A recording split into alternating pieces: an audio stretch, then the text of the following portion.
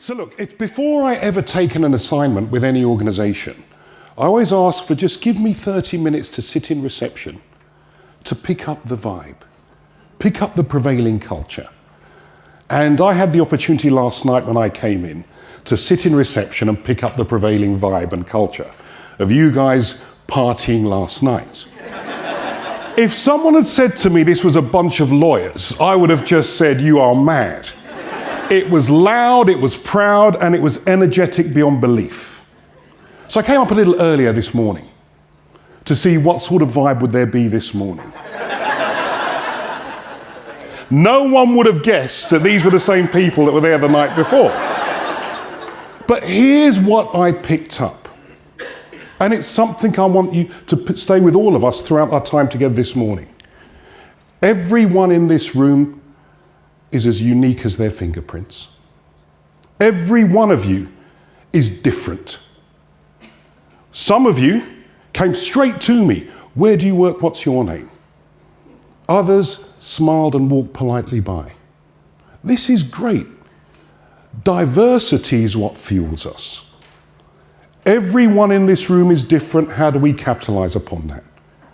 How do we capitalize upon those who are truly naturally risk embracing and those who perhaps might be a little bit more cautious? It's not everyone that needs to be the same. It's the power of bringing everyone together.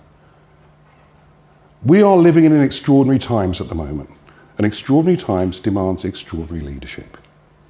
We need to think about managing our lives, managing our businesses just that little bit differently. And this isn't something to be feared, this is something to be embraced. I'm not speaking to a bunch of lawyers here. I'm speaking to a room full of leaders. Not managers, but leaders. I want you to think, behave, and act like a leader. But it's a new age leadership. It's a different sort of leadership. It's not management. I want you to free up your thinking.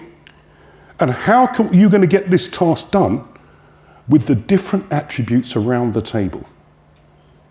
And when I say leadership, leadership is not rank. One of the big mythologies is that leaders are at the top of the organization. It's untrue. Managers rise to the top. Leaders can be everywhere. And I want you to start thinking differently about the resources you have available at your fingertips. We can do so much more, so much faster. You have to get with the program. Of course we need risk management. Of course we need compliance. Of course we need governance. Of course we need them. But not the cost of competing. Not the cost of being first. No matter how regulated the industry, we can still be risk embracing. This is smart risk taking. But today, everything we think we can do and how long we think it can take us, we can do it quicker. So much quicker. That challenges those who guide us, those who audit us, those who keep us out of jail. But you can't be the sales prevention squad. You can't be that. You have to be part of the decision-making forum and be part of that success. But we live in VUCA times. There was a time, in a time of certainty, we could predict with some assurance. You saw what happened to the stock markets on Monday. It starts with New York, it hits Asia, it hits Europe, and there is no logic to it. It has just gone like wildfire. How do we make decisions in times of such uncertainty, such volatility, such ambiguity? The answer is together. The answer is together. With our differing points of view, with our different experiences, with our different judgments. There was a time when the data would give us 100% of the answer. That's long gone. Since 2007, that's long gone. We're lucky if the data gives us 70% today. But if we're going to wait for the extra 30%, we've lost. We have to use the collective judgment, the collective experience, the collective intuition to keep us at the front of the pack. For some disciplines, some professions, this is proving extremely difficult. The energy in the room was outstanding.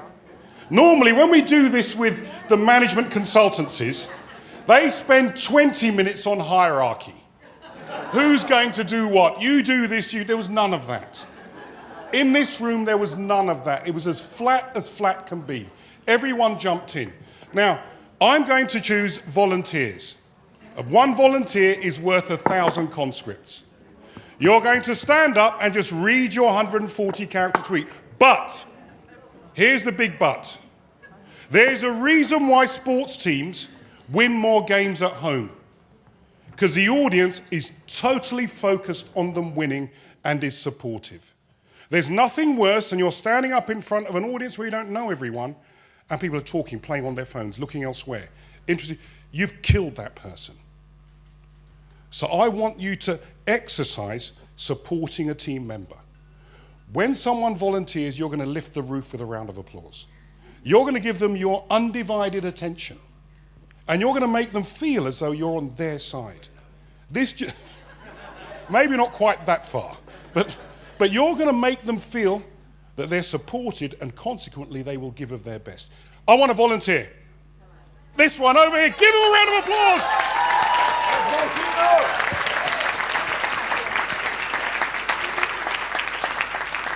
Lead by example.